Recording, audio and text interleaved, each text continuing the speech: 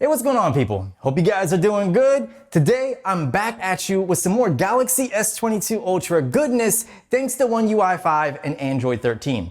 This time, we're going to be going over several camera tips and tricks that were new features brought over from the most recent update. Let's go ahead and dive into feature number 1, which is all about Pro Mode. If you're new to Samsung phones and you're new to the Pro Mode and Pro Video Mode experience, this tip or trick is great for you. So if you go into Pro Mode and then you tap on a lens, you'll see like a little eye. If you tap on that, it lets you know what lens that is and what it's used for. So for instance, I just tapped on the ultra wide lens. It says the ultra wide lens captures an extremely wide angle of view. It's great for taking pictures of landscapes or making small spaces look large.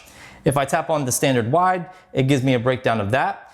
But then if I tap on ISO and then tap on the little eye, it tells me what ISO does. If I tap on speed, it tells me what shutter speed means. EV compensation, focus. So I have a breakdown of every single tool inside of Pro Mode. If I back out of Pro Mode and then go under Pro Video Mode, I get the exact same thing. So I'll tap on ISO, you can see the little eye. I have the same information there. If I tap on the 10x telephoto, tap on the little eye, it gives me a breakdown of the 10x telephoto.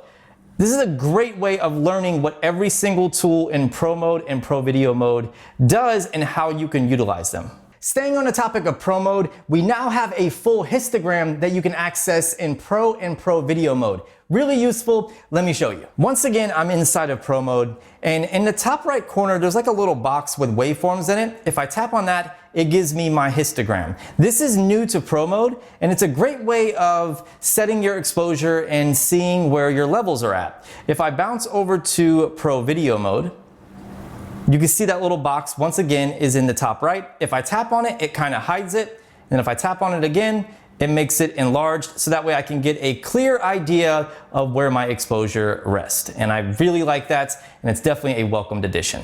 The next new feature is the ability to add your own custom watermarks to your photos. Let me show you how to turn that on. So if you want to create your own watermark, you're gonna go into your camera app, tap on the settings cogwheel in the top left corner, then tap on the words watermark, toggle it on, and from here you can switch up a few things. So by default, the model name is enabled, but if you tap on the pencil icon, you can change it to whatever you want. So we'll go ahead and change it to JC Productions. Just you know, kind of personalize this a little bit. We'll tap save. Then if I go back and snap a photo, like so, pull up that photo, you can see my watermark in the bottom left corner. If you want to move the placement of the watermark, we'll go back into the camera settings, tap on watermark. I can have it in the left corner, I can make it center, or I can have it in the right corner. You can see like an example right here with the two windows. So we'll go ahead and make it centered. You could also switch it from a certain name to the date and time, or you can have both, whatever name that you want to go with, as well as the date and time. You can change the font.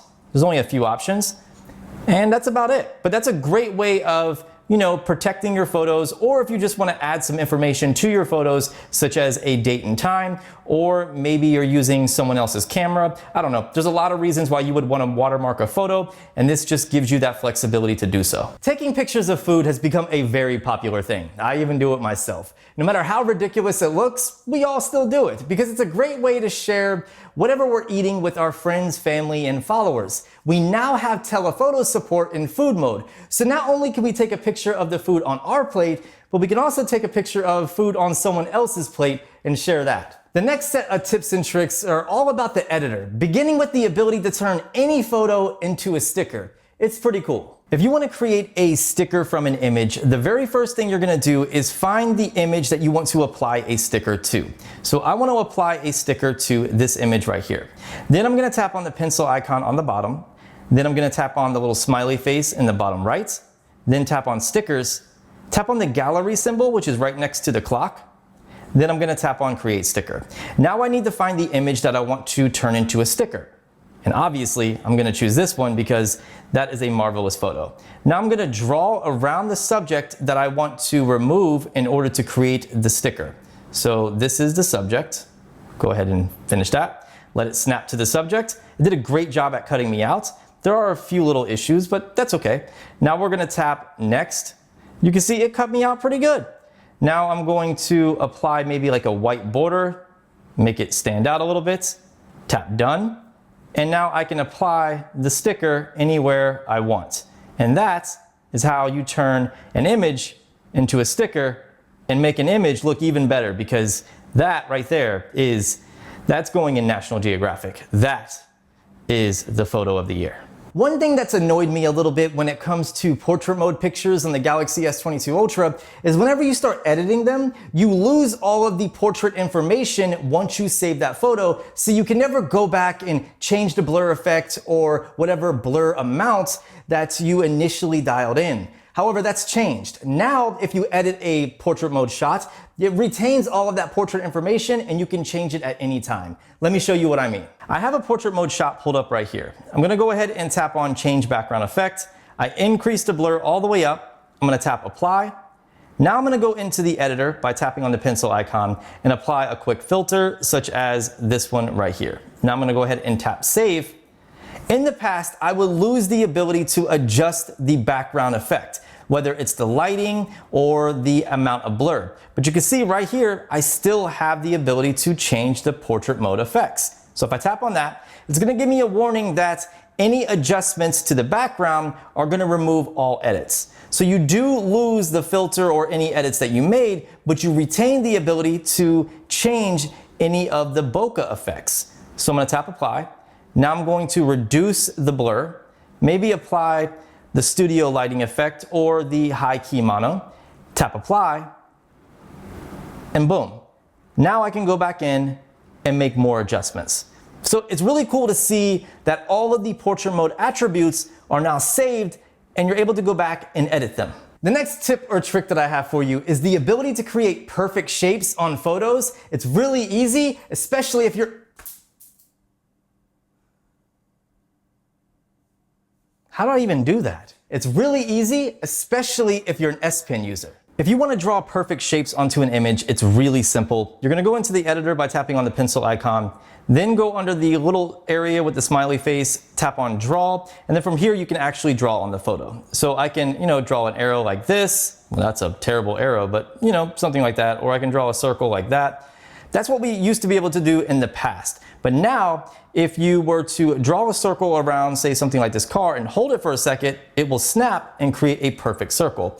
If I were to get rid of that circle and then draw a box instead, like this, and then hold it for a minute, it'll create a perfect square.